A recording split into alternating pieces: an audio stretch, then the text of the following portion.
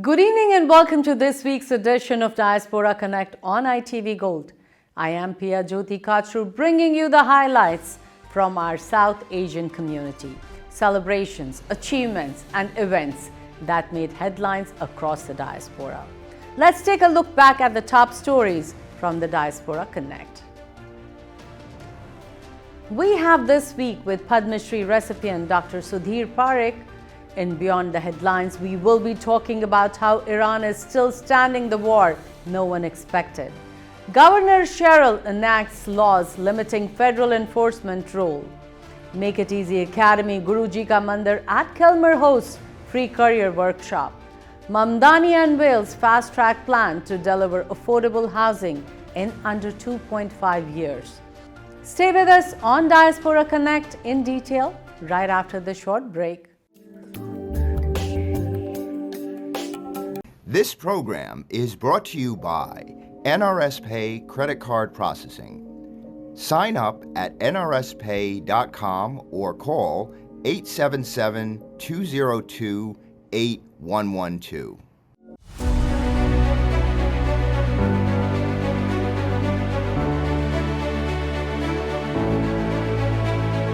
What if I told you a war that was supposed to be over quickly is now dragging on with no clear end?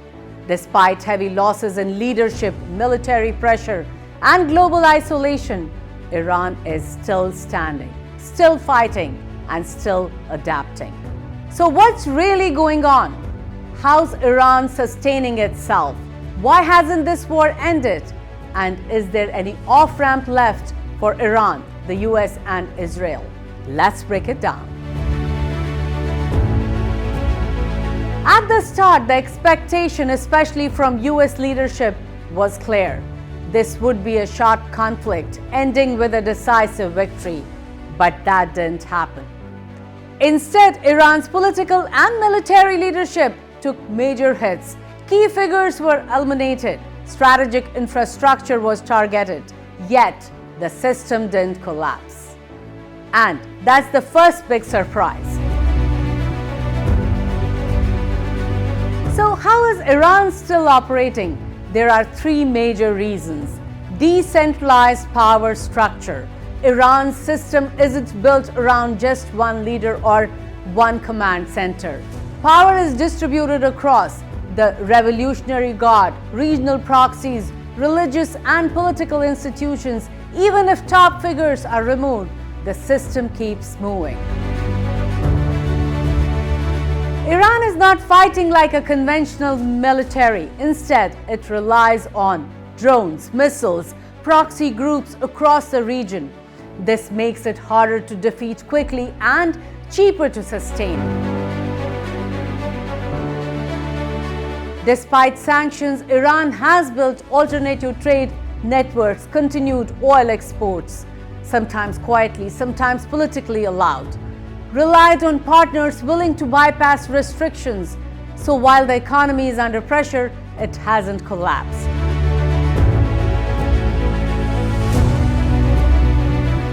Now, here is where things get global. The Strait of Hormuz is one of the most critical oil choke points in the world. If Iran blocks it, global oil prices skyrocket. Supply chains get disrupted. Major economies feel the shock. That's why the world is watching so closely.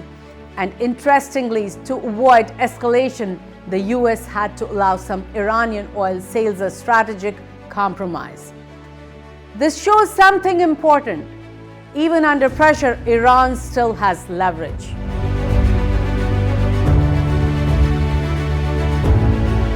Iran isn't just surviving, it's adapting. We are seeing more calculated responses instead of direct escalation. Use of regional allies to spread pressure, strategic patience rather than immediate retaliation. This is no longer a fast war, it's becoming a war of endurance. And in wars like that, the winner isn't always the strongest. It's often the one who can last longer. So can this end? An off-ramp exists, but it is complicated. For Iran, it needs security guarantees, sanction relief, and a way to claim it didn't lose. And for the US, it wants to avoid a prolonged war, but also prevent Iran from gaining power. For Israel, the priority is long-term security and limiting Iran's regional influence. The problem: none of these goals fully align. That's why negotiations are difficult and why the conflict continues. So here we are, a war that was expected to end quickly has turned into a complex, drawn-out conflict with global consequences.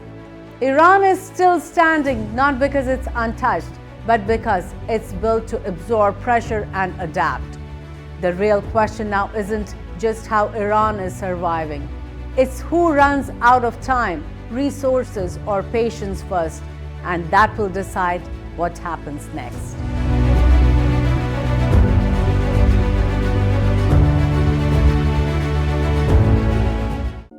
This program was brought to you by NRS Pay Credit Card Processing. Sign up at nrspay.com or call 877-202-8112.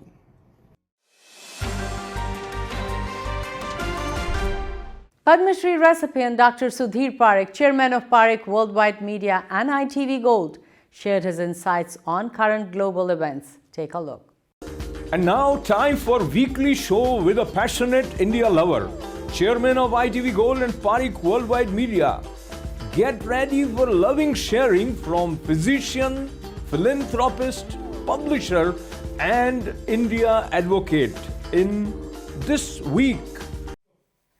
Namaskar and welcome to This Week with Padma Shri recipient Dr. Sudhir Parekh right here in ITV Gold. Namaskar, doctor, how are you? Namaskar, all ITV viewers. So, doctor, let's start today with the most topic, which is really everybody wants to know about. What's next on the Iran war? Are we headed to a truce?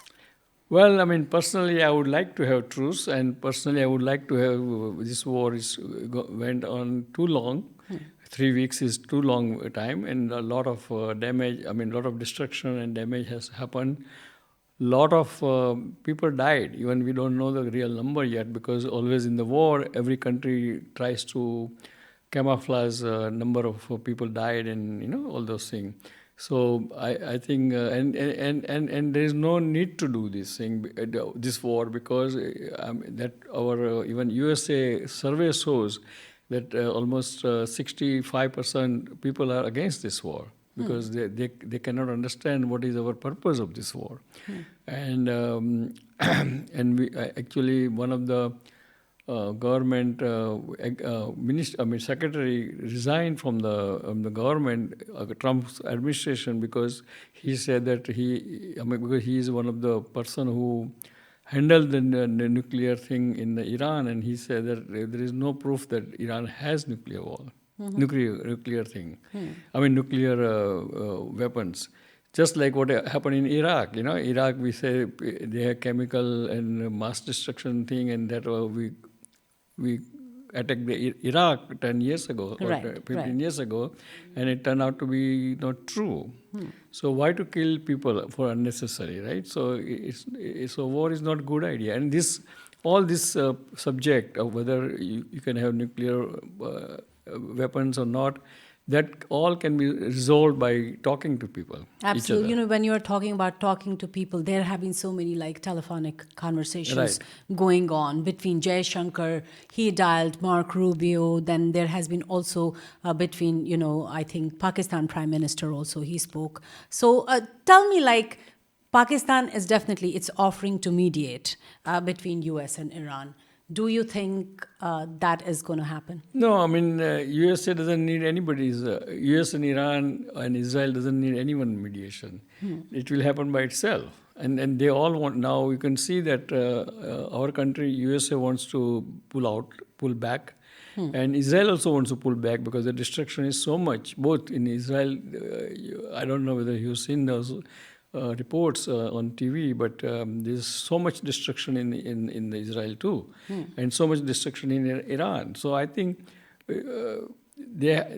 I think they're ready to pull back, and that's why President Trump has changed his 48 hours warning to 5 days now. And I bet that 5 days will again get extended. So it means everybody wants to calm down, and they should calm down. And this is big in the news, like today, that President Trump, he dialed Prime Minister Modi to discuss the war, and needed to keep the Strait of Hormuz, like it's open. Where is what? I didn't read that.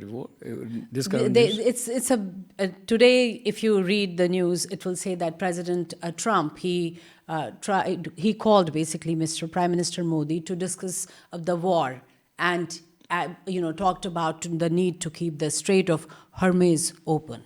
So tell me, do we see Prime Minister Modi playing a part in this Trump truce? What Trump is calling everyone to help him out to keep the Strait of Hormuz open, including Prime Minister Modi. So, but I don't think no PM or no president of any country can help here. Only these three parties. On March 25th, New Jersey Governor Mikey Sherrill signed 3 new laws in Newark aimed at protecting constitutional rights and enhancing public safety, including requiring officers to identify themselves and limiting certain data sharing practices. Take a look. Thank you so much, everyone, for being here. I really appreciate on this important announcement. Thank you to Majority Leader Ruiz, Senators Timberlake, Wimberly, Johnson, McCurgy, Assembly Members Quijano, Park, Cuyasos, Gill, and Rodriguez. We're still waiting on a few people, but that just shows you how important this legislation is and how many people came forward to really protect our community, and I really appreciate it. When I ran for governor, I promised to stand up to Donald Trump and to protect the people of New Jersey, their constitutional rights, and the rule of law. So in the past 2 months, we've watched poorly trained, masked ICE agents put communities across the country in danger. In this state, we have drawn a line. No, not here. I signed an executive order banning ICE from launching operations from state property. We created a portal for people to upload videos of intimidating ICE activity, and we launched a Know Your Rights website to get people accurate, up-to-date information, even to find a lawyer. And last week, we joined Roxbury Township in suing the Trump administration to stop it from putting a massive ICE detention center in a warehouse on Route 46. And today, thanks to our legislature, we're taking the next step. I'm here to sign 3 new bills passed by the Senate and Assembly. Bills that move to further limit the Trump administration's overreach and keep New Jerseyans safe.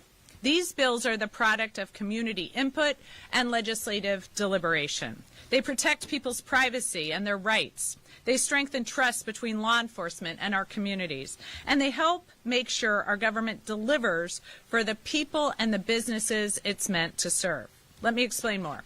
The first bill I'm signing today will help to protect people's privacy, preventing state agencies from sharing information on people's immigration status unless required by law or judicial warrant.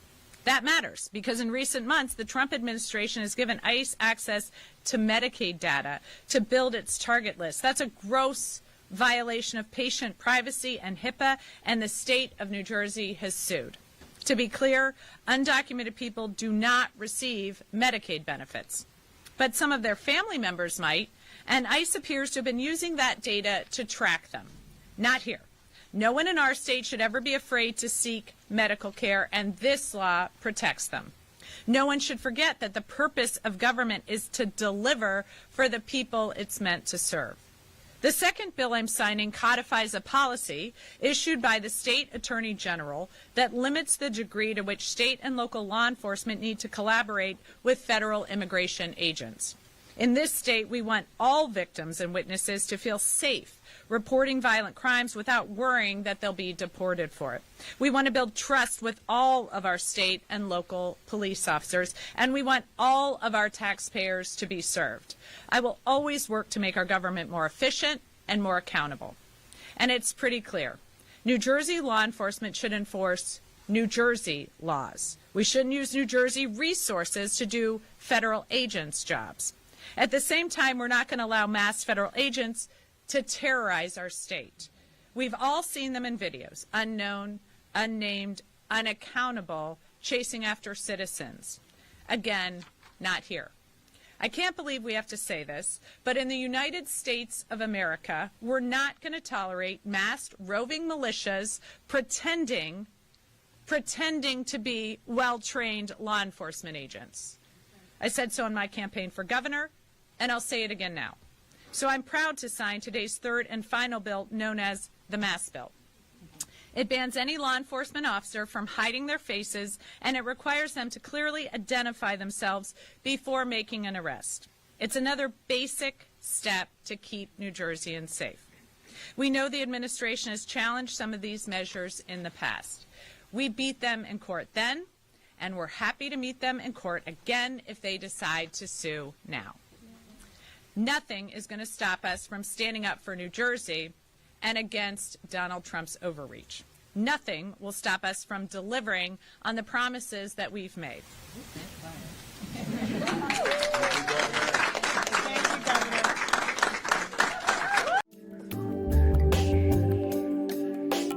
A free executive workshop titled From Survive to Thrive, Choose from Narrative was held on March 21st at Guru Ji Ka Mandir at Kilmer in partnership with Make It Easy Academy.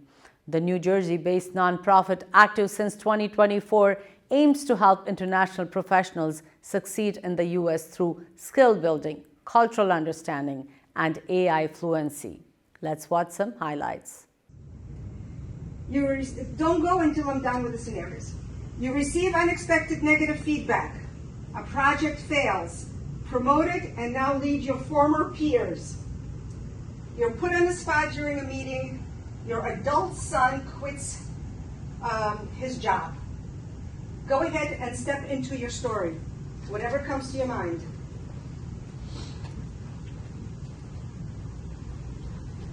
How would you react as of like Right. all of What's your initial? Choose one. Oh.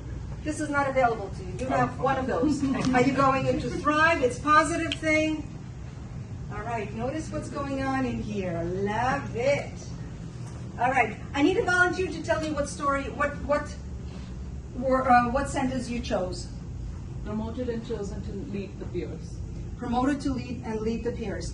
How are you? What's your internal story? I connected with them more and I created deeper relationships with everyone based on the fact that they were my peers. I knew them as people. So it's positive. Great. All right. Key insight from research. We do not just experience reality or perceive reality. We interpret it based on our experiences, beliefs, values, culture, overall state, health, etc. We see the world not as it is, but as we are. So think about, these are the cultural lenses. This is I'm looking at the world and interpreting through our glasses. I'm pausing for impact. Is it working? Yeah. Excellent. Okay. Those interpretations become wired patterns. So the more we do that, the more we experience those interpretations, the more normative they become. It becomes the norm. This is how we act. This is how we do things. It becomes automated. Remember what happens if we forget how high our knees have to go when you go up the stairs? You're going to fall on your face. All right. By becoming aware and intentionally reshaping the narrative, you can shift from automatic, survival-driven reactions to more intentional, creative, and growth-oriented responses. So here's the exercise. Not just, okay, let's calm my mind, let me think positively. No, it's more than that. Once I have access to those parts of my brain, what do I need most right now? Do I need to explore? Do I need to see what really is happening? What else is going on? What other stakeholders are there? What would they say? What do they need? It's not all about me. There are other people. Okay. I read somewhere, and I try to use that statement. I don't know how much it works. That 90% of the things that we read never really materialize. Exactly. Yeah. We catastrophize all the time. Why? Because it is a perceived threat. Right. Remember that? You're always going to remember the zebra. Yep. People say, oh, zebra, what? Anyway, you'll remember. All right. The picture is much bigger. Over there, it's very small. What gives me more? Okay. Also on the mindset of project failure, so it's even more difficult for him to Okay. move. So I'm going to ask you, and as you're standing,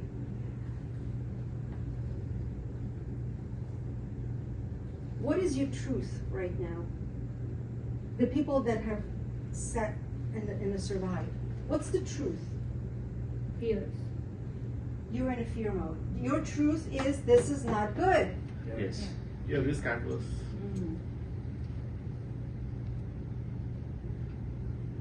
Is it reality or is it an assumption?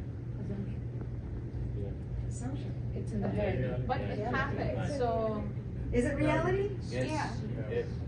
That your thought, that it's bad, it's a reality, or is it an assumption? But I chose assumption. thrive. But if you're in survive, I think it's the fear that's putting you. At a New York City news conference, Mayor Zohran Mamdani introduced an ambitious affordable housing initiative designed to accelerate construction timelines and expand the city's housing supply. Joined by Deputy Mayor for Housing and Planning Leila Bozorg and other leaders, Mamdani emphasized cutting red tape and streamlining approvals to enable new apartments and homes to be built in under 2.5 years.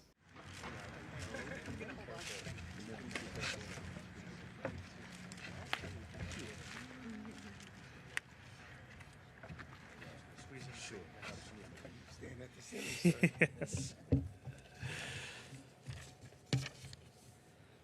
Hello, Brooklyn. Hello. Good morning. Good morning. It is a real pleasure to be here with each and every one of you. It's a pleasure to be here among a number of leaders in our administration. We have our Deputy Mayor for Housing and Planning, Leila Bozorg, who is here with us. We have our HPD Commissioner, Dina Levy, who is here with us. We have Council Member Chio Say, who is here with us, Borough President Antonio Reynoso, who is here with us. And we also have Reverend David Brawley, Reverend Adolphus Lacey, Metro IAF, housing advocates, faith leaders. And we're all here together today for an announcement where we launched the Neighborhood Builders Fast Track. What does that mean? Because I know it doesn't explain itself.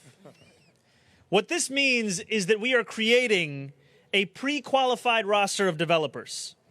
And in doing so, we are going to cut down on pre-development time for new projects from 18 months to 10 months. Now, when you couple that with the referendums that were passed just late last year, that means that we are cutting down on the time it takes to build affordable housing in this city by up to 2.5 years. And I say that to you in a city where we know that time is money. Yes, sir. Where we know that too many of these kinds of press conferences have then been followed by years of waiting. Yeah. And New Yorkers cannot afford to wait any longer. And so what this means, in a tangible sense, is the creation of 1,000 additional affordable housing units on city-owned land across our city.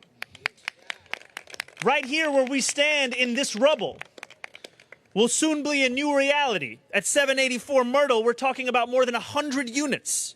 When we're speaking about Jerome Avenue in the Bronx, Farmers Boulevard in Queens, we're talking about together more than 300 units of housing. And it's going to be every kind of housing. Because we know that the fight for stability, it's not a fight that asks us to distinguish between tenants and homeowners. It's a fight that demands we take this seriously for each and every New Yorker. So here, we will be creating new affordable apartments for New Yorkers to rent.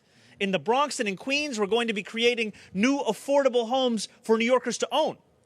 And we're talking about this because it's going to take everything to confront this housing crisis. And I speak about this because oftentimes when you ask New Yorkers about the work of government, it feels as if it is abstract. You cannot understand its impact or its absence in your own life. Today is the opposite of that. It is about taking on the crisis that is pushing New Yorkers out of this city. And I want to ask those who are here with us today, who here has been crushed by rents that go up year after year? Maybe he has not had his rents going up. Who here has considered leaving this city because of the expense that it takes to call yourself a New Yorker? And we see many here as well.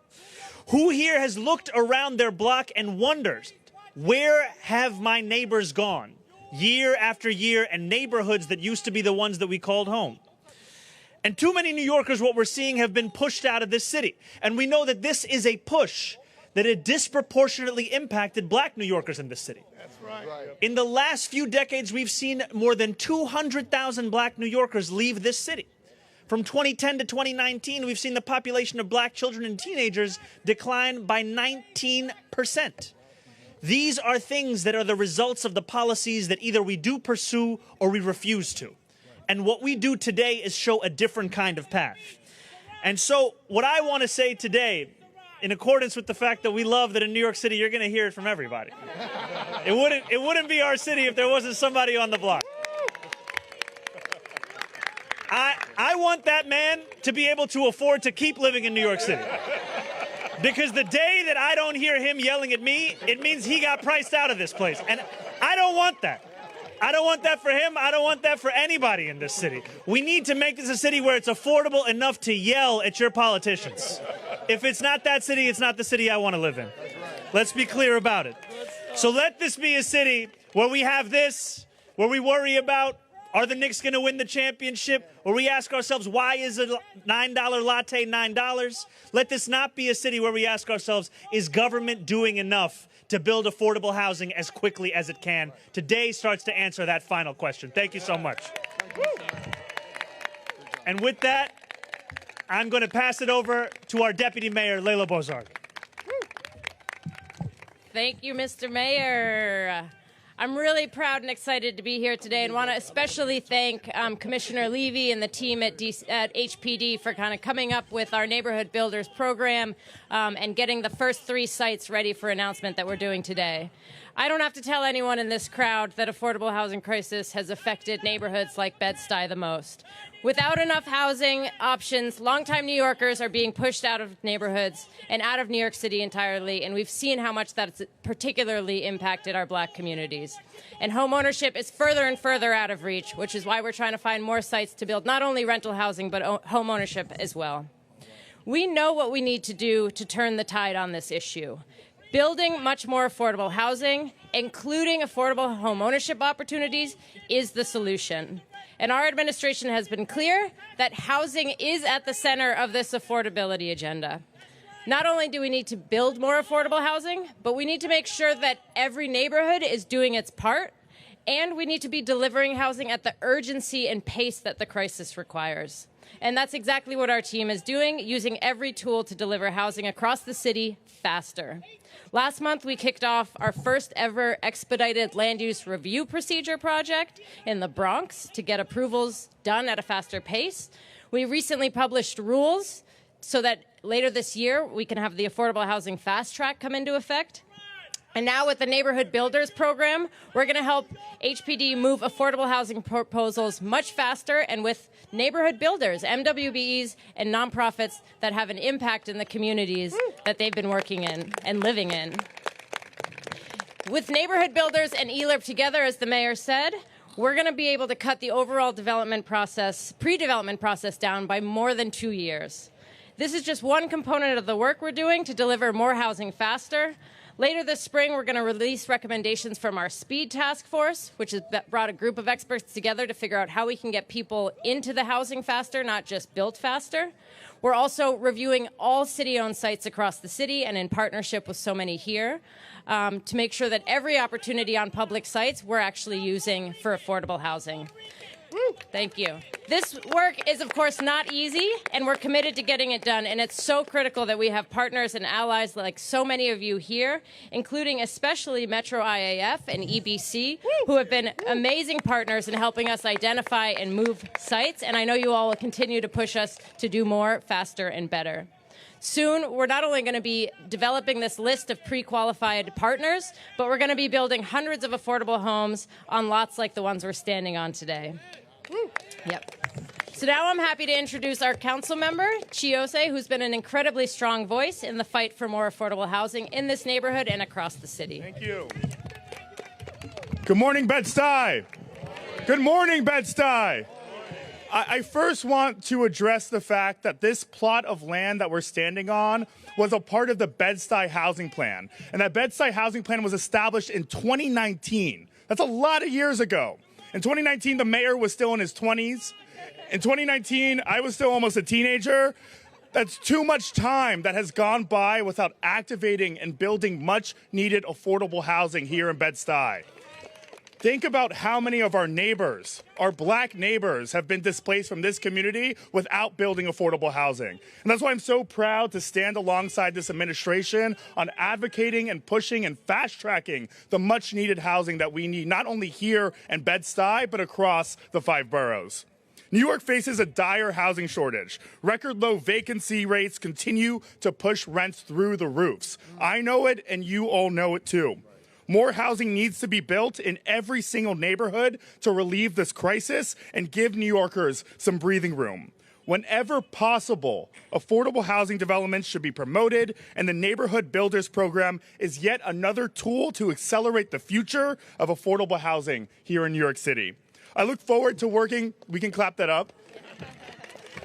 I look forward to working with Mayor Mamdani on this initiative to deliver urgently needed affordable housing.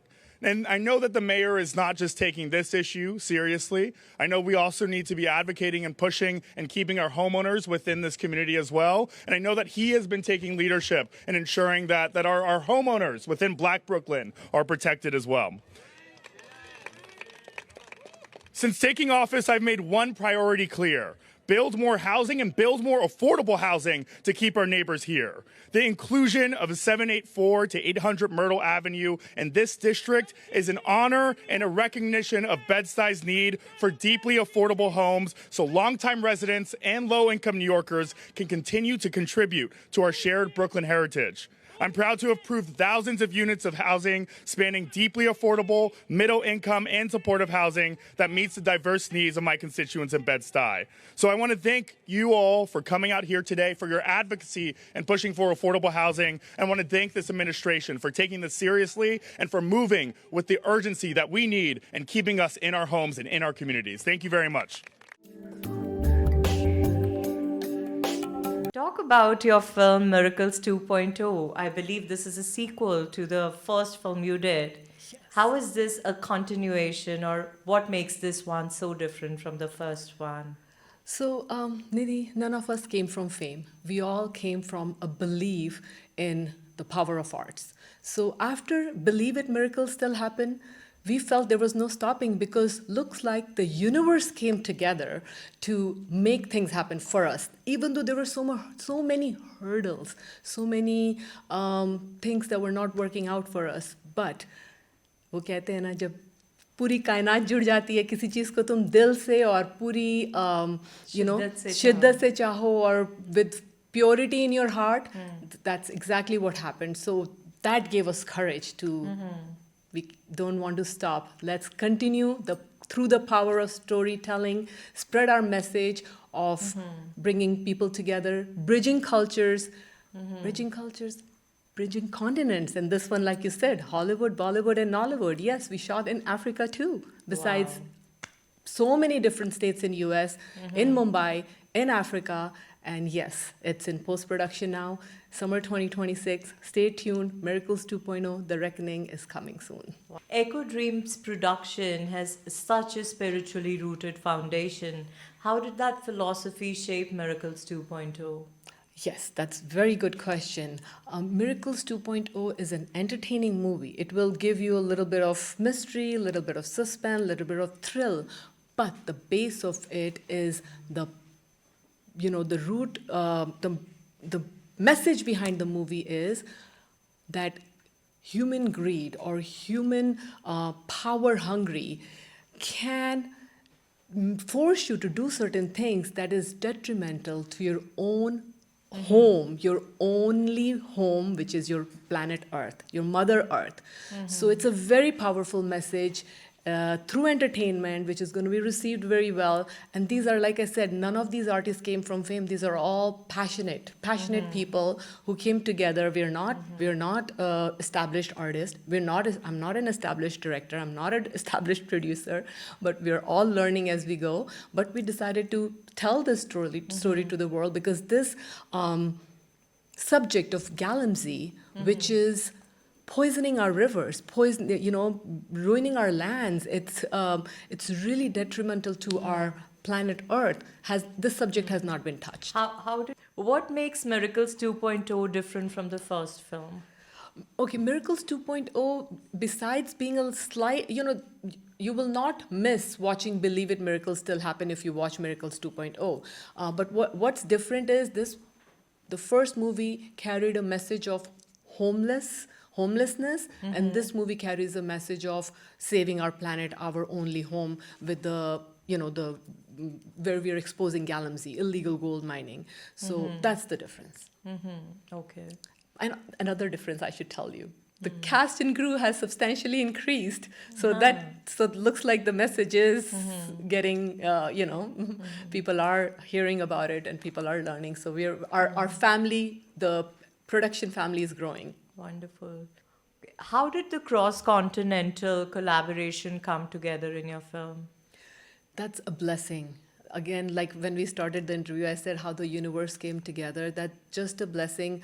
I was supposed to go to for a global world leader conference in Africa last year, and I think because yellow fever was prominent at that point, I was not able to go. But through the process, because for months we were interviewing, we were preparing for that trip, so I met a lot of people through that process. And since they saw my first movie, they're playing it in their Africa theaters, and they said, why not go for a sequel? And since your first movie had the message of this strong message of homelessness, you showed a homeless guy, and how intricacies of human relationships can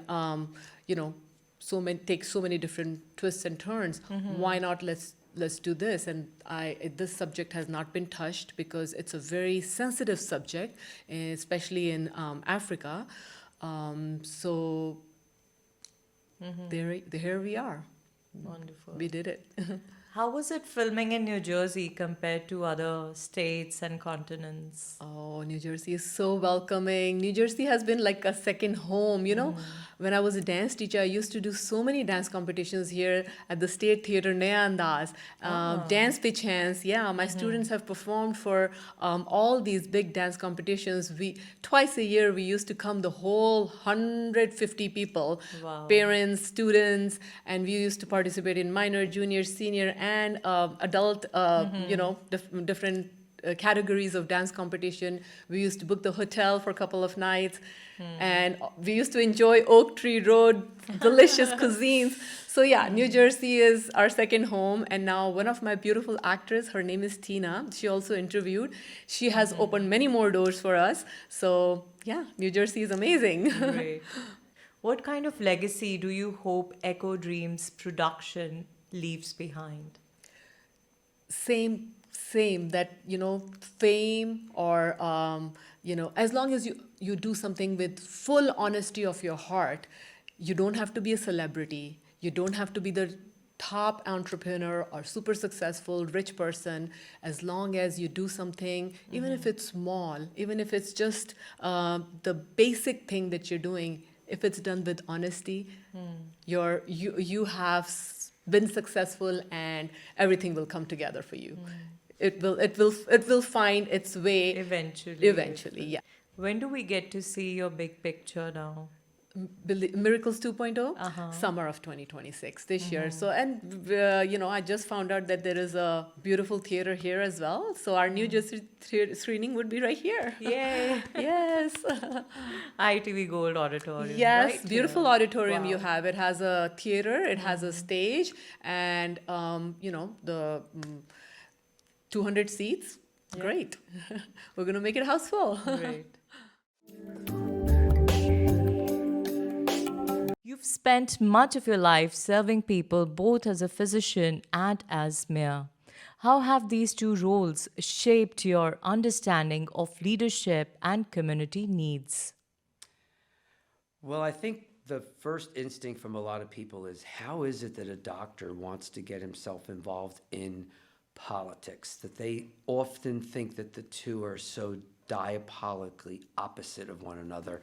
And I've actually written articles about that. It was picked up by the Star Ledger several years ago because I think that both are very similar. And if you think about the training and the ability for medical schools to look at qualities of individuals that they feel are worthy of becoming physicians, they look for people who are obviously intelligent, problem solvers, people who are committed to wanting to improve the life of other people, solving their issues. They teach you during the course of medical school how to handle emergencies and be able to do it without falling apart and being able to take charge. And through all of that, in order to really make a good doctor, you have to be able to understand people. And in my particular specialty, that's one of those areas where there's already a gender difference. So in order for me to make that interaction a little bit more comfortable, you talk to people and you learn about what's bothering them, what's their factors that might make it difficult for them to follow your suggestions, what's the stresses in their life, their family life, their work, the aging parents they may be taking care of, their children, the balancing everything that we have to do today as parents. You acquire over all of those years an enormous amount of knowledge about what matters to people. I don't really need a poll to tell me that. There's very rarely has a poll ever told me something that I didn't already know. And if you look at the world of public service from that standpoint and not as politics, if you take that leadership role and break it down into its parts, you need to solve people's problems. You need to understand where they're coming from and what the stresses are in their lives. You need to be able to handle stressful situations or difficult situations with ease and not break down. So if you really think about it, both of those fields are very similar. And the training that you got as a physician, especially those of us that are in primary care specialties, lends us and gives us the skills that if you just start to think outside the box, those skills are used and can be used in a lot of other things, including public service. As mayor of East Brunswick, you've kept tax increases extremely low for nearly a decade. What strategies helped you maintain fiscal stability while still investing in the community? Well, first of all, we have to recognize that this is coming from the municipal part of town where we have the ability to bring in money from fees and services that we do. But there's no excuse for looking at the budget that you have for your township, no different than you would look at the budget for your own personal finance. Don't spend money that you don't have. There are things that you might need to finance and do that. Make sure that you are very prudent with how you spend money. Everybody in the world's going to tell me what they want me to spend money on. Everybody has a different thing that's important to them. If I gave everybody what they wanted, I don't even want to be in the same state when they get their bill because you can't afford that. So somebody has to be able to be in a position to say and to determine prioritizing what's needed in the town. We've done a very good job of that. We have a very, very good bond rating because we have a very high collection ratio. We have very high reserves, which we are proud of. We are very well managed. We have a strategic plan that Moody's and those type of agencies that look at evaluating towns from a fiscal standpoint, they don't care if I'm a Democrat or Republican as far as they're concerned. It's all the numbers. Yeah. And at the end of the day, we have one of the highest bond ratings. Well, having one of the highest bond ratings allows us to finance at very, very low levels of interest. So all of that combined with making really smart decisions and looking at each department and making sure that we don't spend what we don't have, and has allowed me to work with the professionals in my town to keep taxes under 1% per year, which I think is phenomenal. These are the type of things that you need to look at from higher levels, state, school boards, and obviously federal government. Elected to Congress, what would be the first issue you would push to address in Washington? I think the first thing is making sure that Congress goes back to being that co-equal branch of government, that its founding fathers established. That would do the first major piece of work to being able to address many of the others. So that would be my number one objective right now, is to make sure Congress takes back its role and responsibility as the keeper of the purse and exercises its rightful authority to interact with the executive branch for the benefit of the residents that live here. And once you do that, and most of those other issues now come to Congress where it belongs, and we could start handling those affordability issues and the healthcare issues and all of those things that we keep talking about. But you got to bring it back to where the metal hits the pedal, which is in Congress.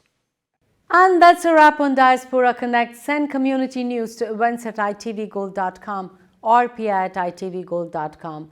Follow ITV Gold on Facebook. Subscribe on YouTube. Read News India Times at newsindiatimes.com, or you can also call 212-675-7515 to subscribe.